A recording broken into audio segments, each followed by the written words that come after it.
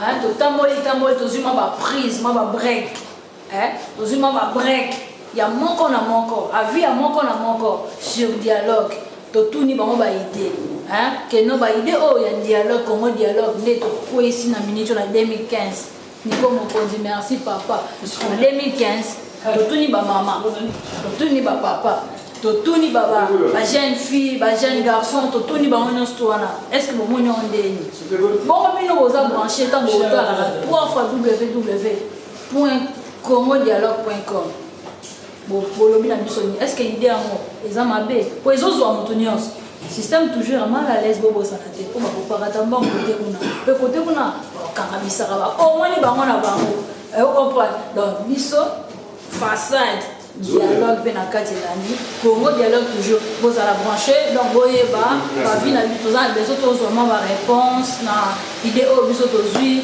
ni comme okondi asangisi masolo oyo donc boyeba botala soki vraiment za penaka soda ya poto ya solo ko soda asala po bunda pona ekolo na ye donc eloko ya sali donc ayende po akanga masolo akanga bavirisi nyonso baono so ya obebisa ba image ya media yamana Congo dialogue eye mpona koclotire masolo ndenge papa tokosengai mpona question ya bana mpona éducation ya bana ki komanke baparent respect tout ça mais souvent ezobanda na biso moko nanu na kati na ndako na baparent parce que bino baparent par exemple soki vous avez une discussion tout soit anonyme tout ça devant bana vous ofika alors vous allez apprendre bana lo vous allez apprendre quand insulte gaga moi n'a pas besoin de faciliter un jour pe moi na manquer au respect moi na manquer mutu respect di bando bien tonton et comme ça or biso tuze ba ki na Afrique ba constitution ndingo na te papa mususu ya balabala a repé son éducation même a robeta au goût mais en Europe ils ont ndingo na te donc voilà c'est ça le problème mingi zo la verre na musumu ba parents. Est-ce que nous tous autres na dialogue bien autres na pour ce salir Congo dialogue na biso oyo pour to yeba soki autres na koyo kana te na bana ou bien lisolo ndako bien nini po ezala menace wana ke mwana mukazo répondre papa na ye na mona ya to bien na kombo azo sala mwana cha asala borogance boko lié mais akomi na teti ezo autres na niveau ya dialogue na ndako bien zaka système auto kuti na poto non c'est système poto te et ça justement manque dialogue na ndako poto ça change rien poto échanger l'eau ce que le groupe ça moi en éducation na gata ndako ni tout ça ça n'a rien à voir. Dialogue exacté. Mingi ba couple belé na to vendre na dialogue exacté. Merci. Voilà. Ni to sali Congo dialogue yo mondini. Mais esa initiative moi bien surtout pour la jeune parce que aujourd'hui on regrette vraiment pour nous la jeune na biso qui aux mona avenir exacté. Avenir exacté donc soit avenir exacté avant avenir à l'eau pour la jeune. C'est ça le grand problème. Esa idée moi bazo akitika mindelete. On toujours na pourquoi kaka biso ba congolais toujours na faiblesse ya kubunga kanzela facilement ndengwana pourquoi on va répondre bon selon ngai on a point de vue na ngai bon d'une part na ko sa faute par biso ba parents vous comprendre manque ya sens à responsabilité na biso ba parents ya ko so na certaines filles ou certains garçons bazo kende moi libanda buke parents tant boti bana na bino quand même faut être vraiment responsable il y a suivre l'éducation de bango dès que basokola ti ba émancipation na bango mais tant que yo parents aux occuper moi na te ba besoin moi na zona na ngote mbongo ba tout futa moi na social bien mbongo na ya droit na ye yo parents ont utilisé comme marché de poche na yo moi na yo pesa ye banner moi na déconner. Voilà c'est longai. Bosse. D'autre part, ban na biso musuba ni ba para bien mais ban na biso musuba yo kati. Ozomana ba yo kati bon. To ko le ba bango pété. Nous sommes obligés de continuer ko indiquer bango ti ba ozoma na nzela. Merci V. Deuxième question monsieur Zaleka que voilà ils basé pour la mambana éducation c'est bon toujours l'ingapeka éducation peka na kati ndako kaka pourquoi ba mabala na biso ezofanda penate ya poto au moins que awa moi si bukabonka brisque mbala moko azonga ibate place bouti azonga ibate fitike okendeni pona ye azotala kaka présent que tous à la soute to kabwana mais ezo sala nini eza eloko ni bene ça que ba kabwana na niveau na ka brisque mbala moko bon selon mon point de vue nazo pesa 80% ya to na ba maman basi na biso basi na biso donc bazoko wela mbongo yo bafutaka bana surtout so bosana bana misatu mine basi balingi nyonso bazwaka bango moko basala nde balingi bakota makelemba bakende kosoma bandako na kisasa yo comprendre voilà ma faute na biso basi na biso tozala bango seconde ba bala mibali na kini eza normal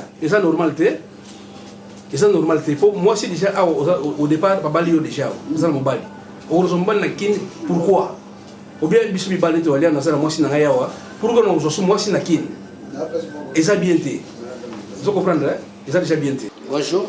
Bonjour papa na sepeli. Merci to le cas pas na yo vous avez besoin tout nous quelques questions ming pour na Congo dialogue ou eza émission sika eza sita sika o toujours ngaka to bongisa mabongisa minakata ya mboka quoi donc partout tous les Congolais partout ça toujours ngatoy parce que babiloko ils ont affecté famille ils ont affecté tous les Congolais partout dans le monde to ngatoy baka ke pona neto za raboilelo toujours remarquer ba des autres ils ont kota trop bana biso bazokola ana poto éducation ezate au mona kutana na nzela otuni question moi répondre au mabe parce que abi que aux parents a été même parents na bango bazo répondre bango mabe donc manque d'éducation ils appellent virus mo ils ma kasi na communauté na biso congolais en tout cas virus wana la passe toujours na to opinion lobi nini. Bon merci mingi pour la question bande ko nga eza lisolo moko eza ya ko bomba souté ce qui est commis boye dialogue yé eza très important na sepeli mingi na Congo dialogue parce que c'est les premières émissions na ko ça na mboko yo pona ba makambo etali ko fandela na biso na kati ya mboka bapaya tozali na pasi bande ko ngai mais question to yeza ya mutuya ndenge nini biso to ko yeba ko fanda ba na biso ba famille bolingo eza souté tozaka na kati ya pasi ngolo banini papa nde ayebani aza mokonzi mais mama amiyeba pe ko pesa valeur ya kati ya ndako na ye bolingo na biso ekufi ba parents baza ko pesa susu valeur na bango te bana bakomi livré na bango moko po baza ba mate ya lisusu te na yango vraiment na sepeli mingi na Congo dialogue na image na esprit o ba memeli biso po kimia nde tolingi soki ko sambelezaka ke toke na église mais mitema na biso to mikanda kotala mabota na biso mabote za ya kokufa mais to luke sika moko lisanga to sangana to sala bomoko to lobela ndenge bana biso baza kokufa ndenge bana biso baza kotelengana base na yango ezali nini na kati ya mabota na biso ba sujet emonana eyebana après to yeba ko débattre yango calmement d'ici là makambo kitoko boya na mboka na biso to kotelema. Merci beaucoup. Nangana tuna sous question moko na ndenge to sala émission au Congo dialogue na opinion na osasir na ba église ba pasteur ba prophète baza na besoin na biso to kende to tout na bango ba makambo donc veut dire éducation aux obeba o ils ont partenaire pe na ba pasteur na ba église pe ou bien bango baza na rapport moko te bango bazo bebisa to aux hommes ndenge ni pona ba église. En tout cas eloko liboso na oyebisa nzambe ayaki pona mabota libota nde moto ko sala l'église pasteur auti na libota soki lelo pasteur azoye ba valeur ya kozongisa libota lisanga te église eza susu te église ezali nde nzambe ayaki na mabota lokola nzambe ye na mabota bopesa biso chance wana il faut bokende pa na bango bomeka kosola na bango bameka koteya o esengeli libota ya bana nzambe banani ezali biso ba parents ezali biso bana ezali lisanga ekolo mobimba c'est ça que yango ke pasteur il faut ayeba valeur ya ye na kati ya bapate na ye bapate bakufi bapate babungi mais ayeba kozongisa biso na loko yo mona ngo Congo dialogue tozomona ba communauté ebele ya biso ba congolais d'abord ezana zizani ezana discussion ezana koyokana te na ba couple ezana bana bazo panzana na ba famille ezana éducation zomona na te est-ce que ezali pona dialogue ou bien ezali kaka normalement pona culture to kuti na poto to sangisi yango ou bien eza idée oyo zo panzana mandako na sens nini ngo tomona passer les to tuna niyo ko répondre zoni to na Congo dialogue o to zana mo émission. Ouais, merci. Eza pour un dialogue parce que surtout le bien même qui les salama na dialogue so dialogue ezate bo panzana omoni soko lobi na ebite soko lobi na kata couple so bolingani so bozo so la bien te bo panzana même si vous avez amitié, tout le monde couple, même vous avez copain, copine, vous sur la bien simbadé. Donc le problème c'est quoi? Il faut dialoguer dans la mine. Entre nous les Congolais, il faut dialoguer dans la trop. Même si on va Congolais, même si on va africain, parce que Congo pour tout le monde va Congolais, mais si on va africain, il faut dialoguer dans la trop. Tous les parents, tous les bana, et il faut d'autres la mine. À côté, surtout le bien à côté bana, moi les alliés nous transmettre et l'autre aux en la carte là, opposé au pesa pana. Donc, vous avez essayé ma cambo. Prenez l'exemple. Éducation. C'est très important dans la vie à Batou. Moni, au gros, alors lobby que non, on a bien éduqué. Place au outil, bah éduquer que mais moi si place à outil bah éduquer. Tant que vous avez beaucoup de temps aye na ba makamunaye éducation anda côté aye na makamunaye. Au moins la couple mo ba finga na ka couple mo ba swana ba bundaka ba betaka ba na bazomona. Moni ce n'est pas bien. Moni biso pe mamso tant tozokola tozali quand même anda ko éduquer mais so kuta na copine mamso mbata mamso boy mais tant ozokola il faut changer ma mentalité peut changer tozana tant mingi tozana bana biso bazana poto abotania mususu ba yepe boya problème ezali eza ndenge bazo kokutela foyer ndenge ezali na babo bazobota mpo toloba muto kola mwana na boti mwana mokili tant azokola ayebite akuta mokili tant akuti mokili ayomona ba parents mais là on a zozo na monoko ba parents so ka zozo ba neti ngai banana botama na koloba so mutu moko ako témoigner abilo lo so ki putain so ki nini na loba ngonte mata mukolo moko tata na beti libaku na loba ngonte pona nini na yebi bien que ça mabe omoni na kata ndako so déjà mwana na ngai déjà zoyoka papa zolo baboye ye pa ko mabomo so ki déjà omoni ba makamio so to alia eza ndenge base donc base eza famille vous comprenez les famille tout le monde makamboze belé tata biso ba congolais makamboze belé ngana sepelation congolais azola tabie mbana mwana mwasi ya congolais azana motuka bien azola ta très bien aza bien ezala bien même ozana copine azola ta bien ezala bien même ozana mobile azola ta bien copain azola ta bien ezala bien mais loko mona azolo ba nini ke non tozana likambo tozana eza na ngoloba pena za ekolobi ke non ndeko tozaka ba tosala mindele so tosangisi bona boto sala okoyoka moninga te yango tozo avancer te mpona nini motema wana dialogue eza te motema ya kokanga mais na kosenga na tous les congolais mpona dialogue. Bonsoir tosepeli kaka ndenge opesi biso temps na yo mpona korépondre biso baquestion na biso donga toyeba pourquoi site na biso okomona yango Congo dialogue donga toyeba pourquoi baéducation lelo awa na poto éducation échanger na communauté na biso bacongolais et puis bamabale ezokufaka brusquement boye tongo toyeba pourquoi eza nini nango eza cause ya dialogue to eza eloko nini ezozanga na evangeli nakuku bon na remercier bino ndenge opesi nga parole bon nakokende mingi te nakozala na mokuse problème oyo opposé oyo elobi ke mbala na biso ndenge bakomi awa naza na éducation ne tozalaki te na bamama mpe bachanger modèle alors tout ça c'est dit à quoi? C'est dit à faciliter bango va trouver awa ba maman dialogue ezalaka te na bana soki ntango biso toyaki oke na classe mama akele biso kosala ménage ntango ya koya balocation familiale yango wana yango kamona balocation familiale ebomi mabala mingi ebomi mabala ebele donc awa mpona mais côté sikoyo ya bana ntango yo papa na mama bozoyokana te ndenge nini mwana akolanda bainstruction ino kokosala po balobelaka bana wana classe binanga oui si papa te fait comme ça ou si maman te fait cela il faut appeler la police alors voilà tout ça c'est ça qui est celle qui est perturbation ya bana na biso na evandeli na biso na ba mama et comment kaka mon boulot na côté ba mama na ko incliner bango mingi te mais ba mama bazana mo ba gafi ya makasi awa okoya na mboka za kondima yo tango yo koma wa amoni ke bapesi mo allocation ya bana mo nini boye olisi kwa kanisa ke bosala avenir ya bino na bana bango bakomi penser na ba famille na bango ngai faut bien saluer la famille bona voilà tout ce qui fait oui baby si poto ke komi sous ndenge za ya caractère bon question na ngato sous mon vie est-ce que idée autoza na ya Congo dialogue en tout cas conseil no groupe ça biso na Congo dialogue un conseil na groupe ça bino à ce sens là et zalika que bon il faut faire revivre moral au biso tant biso ibana mike ba ko pesa biso to na moralité même le cours moral na effort que mwana ayeba badévoile te droit na devoir. Alors amoni soki bango bayebi yango nyonso mibale wana na kasi mboka ekotambola malamu ndenge ezali bana na biso surtout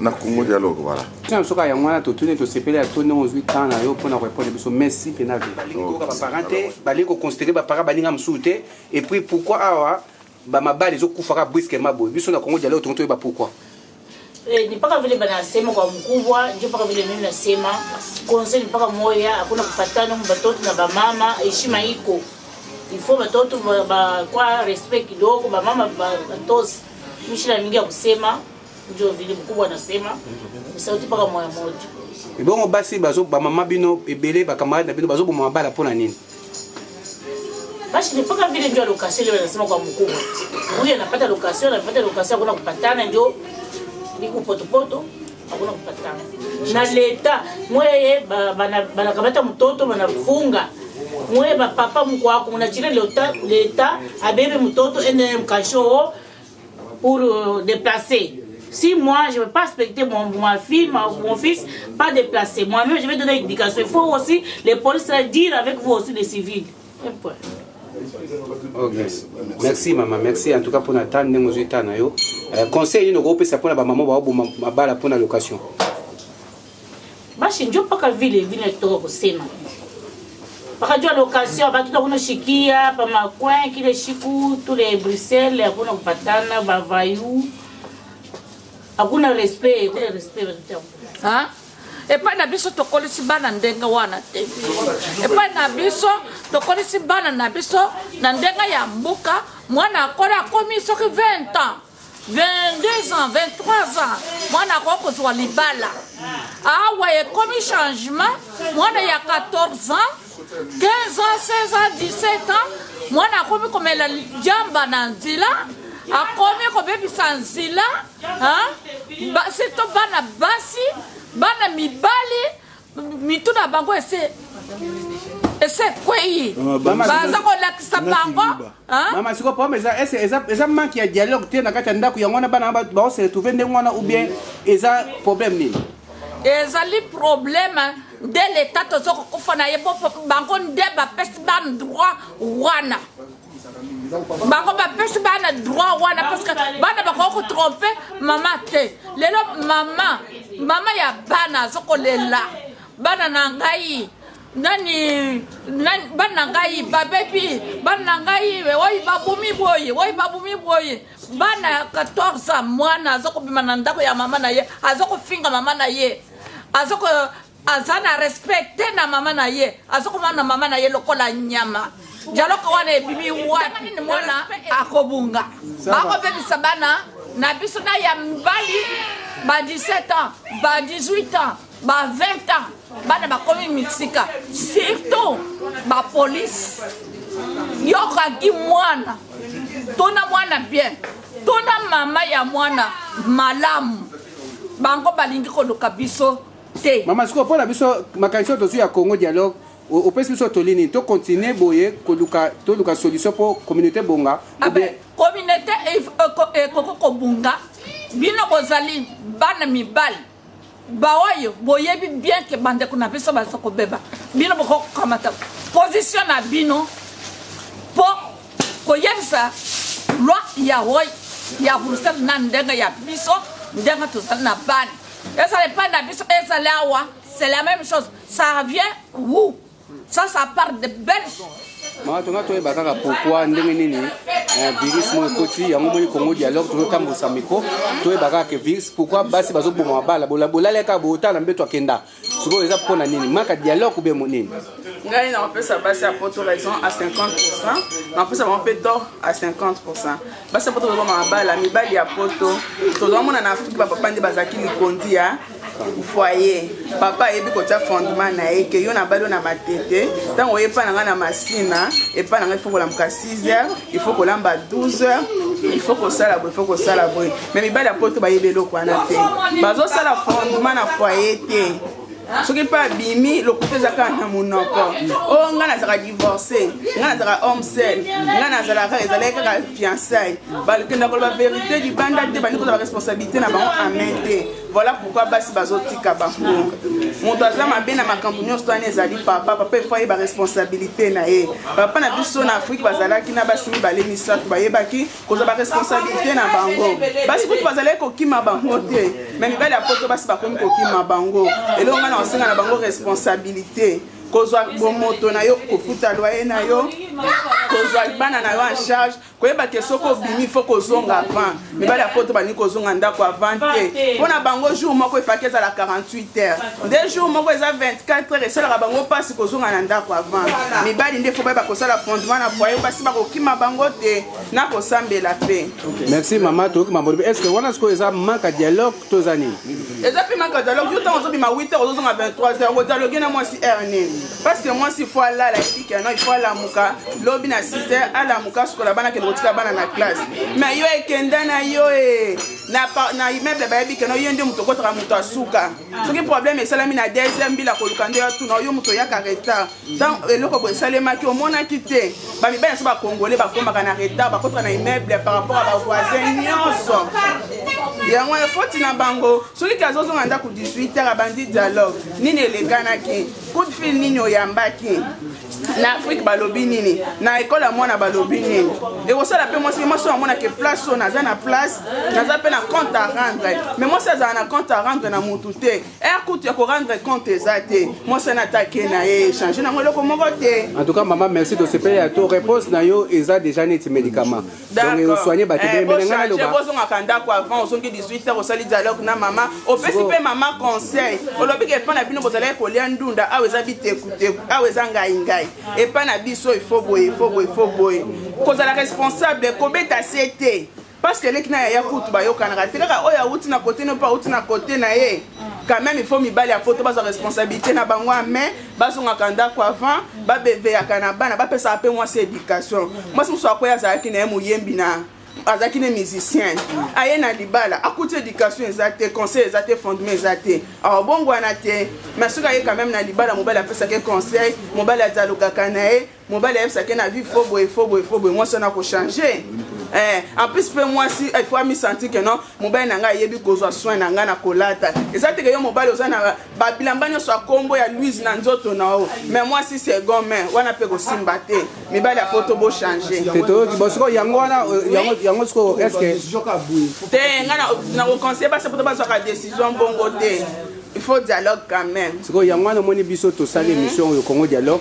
siko yo olobi nini pona émission oyo to continuer bo continuer bino moko na ngoza na be exemple bo exemple bozo pesa balinga na bino mibali conseil même na ba café même na nzela même na ba réatran que tozo quand même ba responsabilité ya bana na biso bana ba kozier ba que non j'ai un toit à 18 heures. Mon papa sera de retour à la maison, moi aussi je dois être de retour à la maison. Mais moi, je sais que papa comme à minuit, il y a besoin à minuit, moi les cas, ou à foyer, et ça construit. Merci. Bonjour. Est-ce que tu passes à tout le monde quelques questions? Ah ouais. Donc tu es baka comme une communauté n'a changé, chaque jour changé, mais tout ça ici, ça c'est qu'à Congo dialogue. Tout le monde tout ça les formes au masika pe kota et on tout na moi question que pour ndenge makambo les kana communauté na surtout ba séparation ba divorce les autres les cas on a ka bolala na mosi bola mbu bo azate libala pe kufi bosoko au moins ozo pona yo ozo mona ndenge nini ndenge communauté zo kende bon pour na pena na moni communauté zo kende bien te mais na sepeli na remercier bino mingi na idéologie boye na ngoya Congo dialogue. Donc tant que vous avez une séparation, biso Congo dialogue togoyati. Mais si vous se réconcilier Congo dialogue, aïe voilà. Donc ça si tu es salami pour la réconcilier ma famille, pour réconcilier ma séparation na misala, pour réconcilier ma kambutu donc si tu es au Congo dialogue yende pour la sangisa biso bana Congo. Donc bit ya sito yo kaka ya Congo dialogue ya mwana en tout cas vraiment na sepeli pena na bandeko bazui likanisi ya kosala site oyo ndeko na biso niko mo continent bandeko nyonso baza zinga na ye vraiment nzamba dialogue donc to kami masolo baja na propre basolo la bien to boyi ba divorce to boyi mabe dans son côté site oté wana oja na bien te Site à Sika yango eye Congo Dialogue www.com congodialogue.com. Donc site à Sika yango ba jeune yango eye. Donc ce qui likambo ezali il faut roya ko solo là. Ezate ke na tourner au baluki oye obetie mutu mbeli wana toza sukunati. Donc il faut li solo nde yango nde sala vraiment le biso là ba jeune o to ya to solo là ka. Pour au site o vraiment il faut interpeller tous les jeunes au bazar na potonion surtout. Donc dans ces pays trop on a une initiative pour la Congo Dialogue.com et ça ça vraiment maman kitoko www.congodialogue.com. Donc ça dit site où est que ça tous les jeunes congolais, n'aba fille, n'aba maman, tous les gens qui 2014 to waka. Ça dit 2015 Congo Dialogue, ma solo ya carré. Congo Dialogue www.congodialogue.com. Merci pour la nouveauté que vous apportez dans notre communauté congolaise. Je remercie beaucoup le caméraman qui est derrière et son assistant et notre cher ami Tornade qui est toujours dans la tourmente de la communauté congolaise. Merci beaucoup. C'est un plaisir à tout comme on a vu nous. En tout cas, vous avez moi petit souci, moi j'ai quelques questions. On a émission à Bissau au Congo Dialogue. Tout a tout est baka opinion a quand même de temps quoi Congo Dialogue partout. Tout a tout est nengue la jeune garçon va se comporter pour éducation aux alatés donc des autres dépendants aux salatés donc on a Congo Dialogue urubini même pas jeune fille on a des autres depuis Tumba donc dialogue aux autres à sauter donc on va urubini na situation aux autres canaux na communauté na biso. En tout cas la CP Makasi la initiative congodialogue.com parce que souvent on a besoin quand quelque chose ne va pas bien dans notre communauté il faut qu'on s'assoie qu'on parle et qu'on trouve des solutions parce que ça fait longtemps qu'on voit que la jeunesse congolaise se comporte mal mais ce sont les autres, c'est les blancs qui essaient de trouver des solutions pour nous mais les solutions qu'ils trouvent ça ne va pas parce que nous sommes congolais, eux ils sont blancs donc parfois on n'a pas la même manière de voir les choses. Nous on est venus ici, on est venus du Congo, on a trouvé un pays où les choses vont bien, où on doit essayer de s'intégrer mais parfois c'est vrai que même pour les jeunes c'est difficile de s'intégrer parce que quand les parents sont venus ici on n'avait jamais dit qu'il y aurait le racisme, qu'on va être mal regardé donc parfois certains jeunes vivent mal les choses mais je pense que le premier endroit où ils peuvent trouver le conseil, le premier endroit où ils peuvent trouver la solution c'est d'abord dans la famille élargie, chez les parents, les amis des parents mais s'ils voient déjà que les amis des parents, que les parents eux-mêmes vivent une vie de désordre, comment est-ce qu'eux ils vont trouver un conseil, où est-ce qu'ils vont trouver l'ordre, où est-ce qu'ils vont trouver l'équilibre? Moi je demande d'abord au papa et aux mamans, si tu as des enfants, même si tu n'as pas encore d'enfants, tu as des nièces, tu as des neveux, comporte-toi bien pour être un exemple. Moi je vois par exemple dans les villages au Congo, l'éducation, c'était pas papa et maman qui donnaient l'éducation, l'éducation était donnée dans les clans. Par exemple, voilà, moi je sais que nous on est des Louba. On nous définissait dans les villages, pas par rapport à notre famille, par rapport à notre clan. Quand tu faisais partie d'un tel clan, ça veut dire que c'est ta famille. Et toute personne du clan avait le droit à te dire quelque chose. Pourquoi? Parce qu'on est ici en Belgique, même, je parle aux jeunes. Moi je peux voir une jeune fille, elle a 16 ans, je la vois dans la rue, elle est en train de fumer. J'arrive, je lui dis, ah mademoiselle, c'est pas bien. Pourquoi tu fumes? La fille se fâche. Et t'es pas ma mère, hein? T'es pas ma soeur, hein? T'as rien à me dire. Mais non, on est tous à l'étranger, on doit être solidaires. Si tu vois qu'une yaya, une tantine vient te donner un conseil, écoute-la. Ça fait rien. Donc je pense qu'on doit déjà être solidaires entre nous. L'éducation doit commencer dans la famille par l'exemple que les parents, les oncles et les tantes donnent. Si cet exemple est mauvais, il ne faut pas s'attendre à ce que les enfants aussi tournent bien. Si on donne des mauvais exemples, nos enfants aussi vont s'abîmer. Si la maman se bat, les enfants vont se battre. Si le papa se bat, ne veut pas travailler, les enfants ne vont jamais vouloir travailler. Ils vont continuer aussi à se battre dans la rue. Voilà. Merci en tout cas pour cette possibilité qu'on m'a donnée de parler. Merci, mais deuxième question, donc tout ça, on a besoin de dialogue. C'est très important. Le dialogue est très important. Le dialogue, en fait, c'est la source, c'est la solution de toute chose. Parce que parfois, il y a des bêtes incompréhensions. C'est parce qu'on ne parle pas. Tu arrives à la maison, tu vois que ton père a l'air fâché. Tu dis, ah non, mon papa a l'air fâché, que je revienne dans 2 jours. Mais il n'était pas fâché, il était juste fatigué. Entre, papa, qu'est-ce qu'il y a? Est-ce que tu es fâché? Il faut aussi que les parents changent de mentalité. Les enfants, ils ne sont plus des Congolais, ce sont des métis culturels. Ils sont un peu belges, ils sont un peu congolais. Asseyez-vous, parlez avec vos enfants, donnez-leur des conseils. Les conseils, ils ne vont pas les avoir dans la rue, hein. Les conseils, ils vont les avoir dans la maison, à la famille. Ce n'est pas les amis qui vont donner des conseils, mais nous, dans la mentalité congolaise, non, dialoguer avec son enfant, ils ont faiblesse. Ils ont faiblesse pourquoi? Mais non, toi, papa, tu ne peux pas parler avec ton fils. Tu ne peux pas lui expliquer, petit, on aime une fille comme ça, comme ça, comme ça. Premier rendez-vous, ça fait quoi? Je ne dis pas qu'il faut être copain avec ton enfant. Il y a toujours ce respect qui doit être entre papa et l'enfant. Mais asseyons-nous en famille, donnons-nous des conseils. Je sais que les mamans congolaises donnent beaucoup de conseils à leurs filles, mais moi j'ai remarqué que les papas ne s'assoient pas assez avec les garçons. Souvent, les mariages vont mal aussi. Pourquoi? Les garçons ne sont pas encadrés, même dans les églises. Comité de mamans, on encadre les filles. Mais les garçons, non, ils sont censés tout savoir parce qu'on appelle un garçon monsieur depuis qu'il a 2 ans. Mais une fille, on commence d'abord à l'appeler mademoiselle.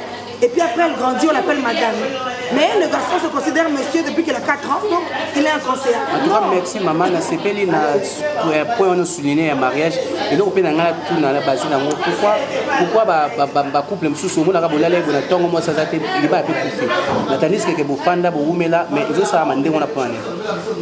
Bon, je pense que on dit souvent le mariage, c'est la femme qui le construit. Je pense que c'est les deux qui le construisent, mais j'ai l'impression que nos mamans en Afrique, elles supportaient plus beaucoup de choses, mais les papas aussi étaient plus responsables.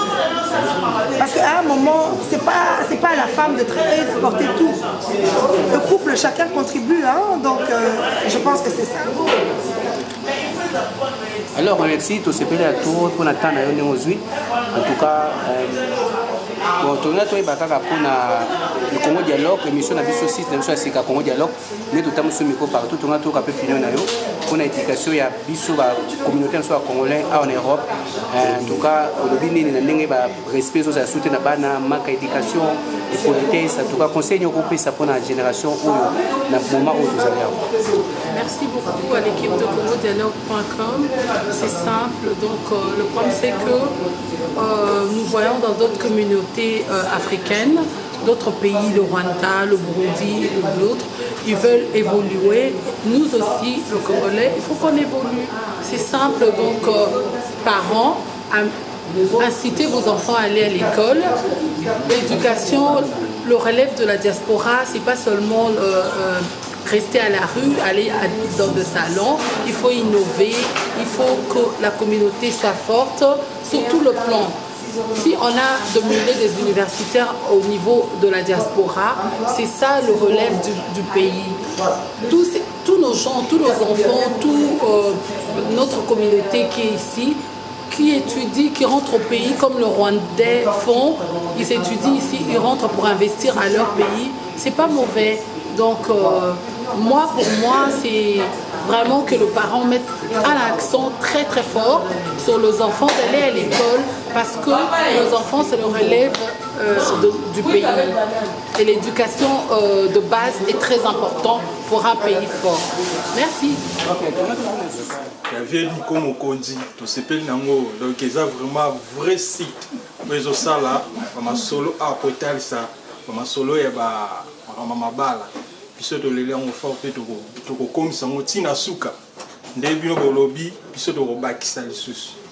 C'est bon, viens Nico, continue comme ça là. Ah Pichele. Ouais, merci beaucoup na équipe Nyos technique il y a CongoDialogue.com na ndenge ba ko visiter biso donc yemoko Nico Mokondina, ba ministre et tout, ba quoi il a intérêt pour la likambo, état le dialogue entre biso na biso ba congolais. Donc il a s'appelle pena trop pour makambo zo le entre biso na biso ba congolais. Ils ont ça la pena muter à mabe. Surtout bande ko na biso minga basi ma bazo sala. donc kutu leo na tongo ka ndenge kaka Congo dialogue akiti ngala tokutana sena ngona tongo ke mutu penana bakifunda tout amati na ngona bis a craquer comme ko babilobela ye moko kaka mwasa bengani pona nini mwasa lingi te ba pese ordre pa mbali donc ya lingi ya kuma ko imposer donc c'est ça donc matro yango moni biloko wala ngo biso lelo ba Congo na ndenge Congo dialogue a initiative ke photo solo là donc ma solo et sont à la carte famille moni so to na mboka moko boy to linga te culture wana to comme sango ya biso to na culture na biso to zonga na osima ne to za na Congo est-ce que moi ça ko benga na mobile na ndako izala raté to tango to yawa to lati culture ko leka kutu ba kolomboka to loko wana ngo biso to sepelate mais loko na ko na Congo dialogue loko la initiative ya resolu sarabiso boye to solo la politique té pour politique après tamboula bien faut biso mona ba famille na biso to banda donc initiative na ye a continuer na idéologie wana po et que senga ke ba famille za la soudé bon total mamba politique vraiment merci beaucoup na initiative na bino bo continuer bo ça toujours soudé union fait la force boulonde les capots. Bonjour maman. Bonjour. Donc biso tozali site au babengi www.congo dialogue. Donc na communauté congolaise dialogue des sous-souté. Mingi comment kaka mutu azui décision à consulter partenaire na été ni papa to ni maman au moins na mutu tomboki kaka azui décision ou soit akena la police ou soit akena na social assistance sociale na mutu koma papa na mutu koma mobile na mutu koma mwasi na ye donc au lobby ni pona situation na maman ngaza ni te ko bon biso to uta ba Congo na Congo tozalaki mobali mutu azali ko kipe mwasi na ndako donc mwasi avandaka na ndaku mobali ake kosala po mama na bana alia na ndaku kolatisa makambo nyonso mais nde toya na poto tomoni makambo nyonso échanger ba mama bakoma mibali eza pona nini eza faute ya assistance sociale bazo pesa ba mama mitu makasi tango olingo tata lobi na kata ndako obengele polisi obenga na ye lobi to kopesa ndako zomona nyonso wana eza faute ya assistance sociale ya mibale eza ba location tozozwa na poto na Afrique toyebaka location te toyebaka CPC te toyebaka ke mobali fo akende kosala po ya kolesa nga mama mwasi na ndako toyebaka CPC te toyebaka location moko te mwana na kati ya ndako biso bana na biso na ba Afrique le biso 30 ans 20 ans zaka na kati ya ndako awa 18 ans azo kontango déjà. Bientôt j'aurai mes 18 ans. Voilà, je compte, on a 15 ans déjà. Maman, tu comptes déjà. Hein? J'ai 15 ans maintenant. Bientôt 16. Je compte là, on a mis ça. Pour le lobby, à éduquer, assistance sociale, n'a pas besoin à Kenya. Alors, tous les autres trop. Ba caractère à bata poto. Ya on zo mona tozo na biso ba mama, na biso mibal, tozo beba. Moi ça okende donc tanga bimina towa yebike na kende ko lia tabananga na bar. Arosis la makamoni no suna ba okene na Afrique makamoni zate. Mubali akoloba na kata ndako. Mama, lambela ngata mo lamba yango yo moko. Lamba semulu na yo Lamba semulu ezala te. Wana pela en tout cas tozo zo trop do na obaksa mingi te ondeke pitch na lobby. Do onga ngai na loba pitch na lobby yango. Ozo mona pitch na lobby yango donc. Question mi balé maman. Aide oyo mindele bazo pesa biso. Papa to maman to bana est-ce que ba mindele bazo sala mabende bazo pesa biso aide wana bazo sala mabende eza droit na bango eza droit na biso photo zwango mais biso siko to zuzula ngo siko na ndenga mabe mundele ko sala mabete biso siko ndo to zwango siko na ndenge ya mabe tango zwi mbongo wana okoti na liboso likelemba opesi na liboso muziki na yo po elike kozo donc mundele sala mabete mabeli mundele sala siko eloko nini to ko sala pona malgré tous les assistants aide à mindele et là ni to ko sala po tous ala toujours bien malgré tous les aide wana mindele tous ala bien na kacha foyer na biso et là ni il faut ko sala attaque maman côté ya ba maman moi s'il faut ko banga mobali azali toujours mobali na kacha ndako fo biso basi to banga ka mibali na biso so to banga mibali na biso te eza mabe fo ndenge to utala ba Afrique to zali ko banga mibali na biso awa pe donc tolandaka makambo ya bamindele te ke obeti mwa mbata abengi te donc fo tobanga mibali na biso mpo na afrique tozali kobanga mibali na biso bongo pourquoi pas awa bongo conseil nyo opesa na bapapa conseil oyo ngai na kopesa na bapapa ezali mpe kaka te ke soki mwasi asali likambo tozwaka makambo ya afrique toya nango awa donc mwa likambo ke mwasi asali obeti ye te donc fo kosolola ovandisi mwasi na yo bosololi ke mama ta likambo oyo ngai namoni ndenge tosalaki yango ezalaki boye te fo dialogue bino moko bolobi yango dialogue fo dialogue ezala te eya kaka teke na kati ya ndako soki loko oza mobali soki oyeka mbamo allez bu obandi kobeta te balobi dialogue mpo ni bosali lisolo oyo bolobi dialogue fo ezala te yango soki ezosenga kaka no dialogue toujours il faut ezala toujours na ndako yango wana site oyo eye www.congodialogue.com eza site moko oyo ezodike masse ezodike peuple congolais bacomprendre que non basite mosusu oyo ezoya na bango eza basite moko ezosala eloko te ezodike te mais site oyo ya vie na ngai niko mokonzi platini banzuzi international garçon de luxe ngai ye moko master na ngai Billy Smith na kati sorte te platini boss live na te master na ngai na Rotterdam Fly Fashion tala kaka donc bango nde baza ba garçon ozomona ke non bato bazo boule vie bazo travailler bazosala makambo esala ke non jeune fois zala nango na kati ya foyer la olinga ba boîte olinga ba vie moko boye wana te ya mwana lokola www.congodialogue ye donc ça veut dire que non biso ba jeune biso na ba papa na biso il faut to changer idéologie na biso mingi toujours dialogue parce que Congodialogue ne mutene masolo merci trop kombo na onani comme on a Ghislain, prénom, donc non, je suis à Congo, mais pour les intimes, Lola. Ok.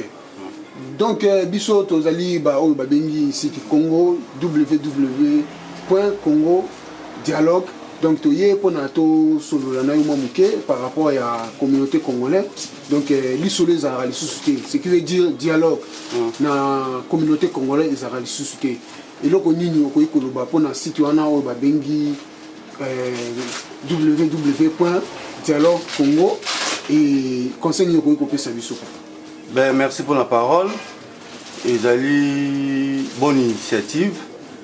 Déjà les camions c'est ça ma la solo là.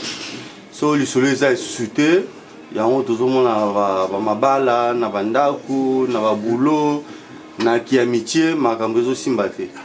Voilà la raison pour laquelle initiative en tout cas na CPI na on peut na betele en maboko parce que photo solo là sans les solo et le moko le salama ezate ata na Congo ata mokili mobimba ata na France ba grand pays de la démocratie na on peut ça être bête exemple l'élection est à parti ya Sarkozy IMP et c'est qui na nungu mais il fallait pas vendre ba solo là talande to mon mouvement ils ont qu'une contre mire.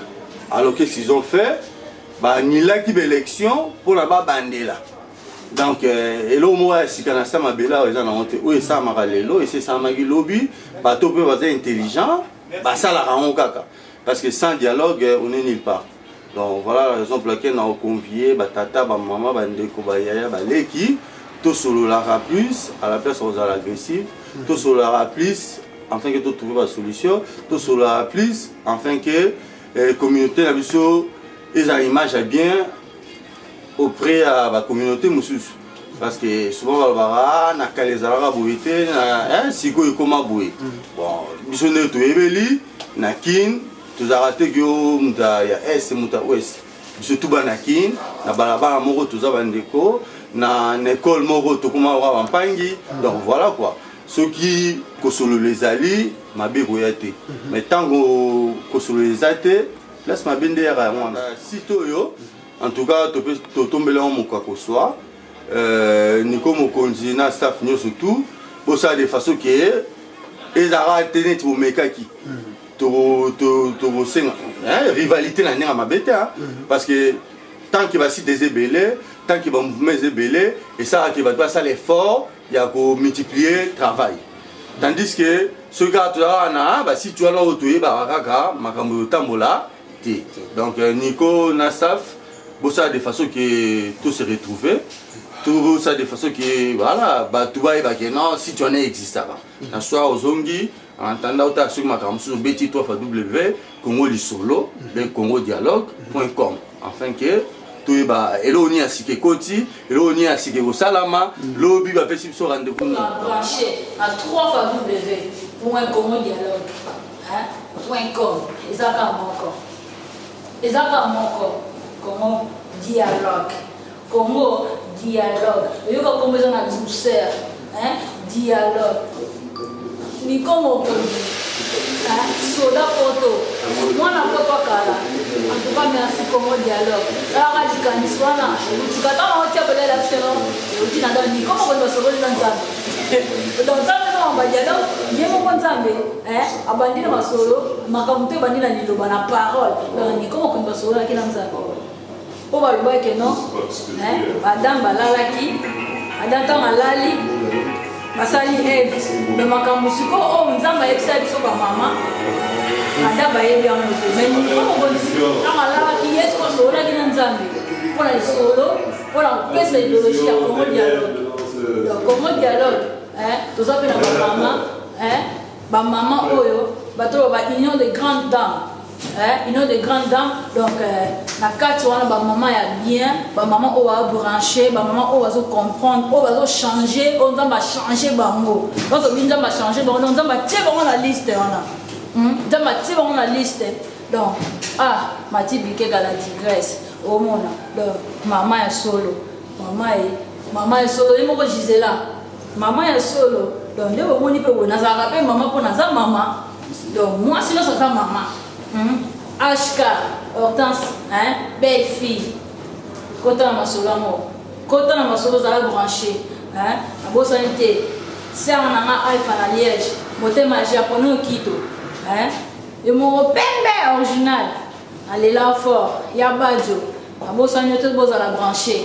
Mettez qui tombe na kin. Comme la kin kolo me fozo na ko kalami te Congo. Dialogue même te bandi masolo. O mettez matata te dialogue même te bandi. Donc mettez pas na solo dialogue. Na sanité. Donc va ser va belé. Donc ça la tout boza la brancher na Congo Dialogue. Pour ça vous avez na liste oh, par exemple comme même ta créé ba liste. Francine Ngembe. Congo Dialogue, toujours na union des grandes dames. Donc toujours na kati ya masolongo olanda mama mado mangasa omona masolongo o beta déjà donc dialogue lesco Congo Dialogue payé to ben ça fait na plateau pour legi ben tu veux le sola Congo Dialogue mama e bongo international banzuzi garçon de luxe dans motema na eco moi c'est pembe original la fraise mama e Platini banzuzi gouverneur Billy Smith mama mobala libala mobala libala dedam final ba yem takangi masolo mikolo ko tokendaki mpe na bafete danger Congo Dialogue nde tokangi masolo Congo Dialogue nde moto elobi kaka donc Congo Dialogue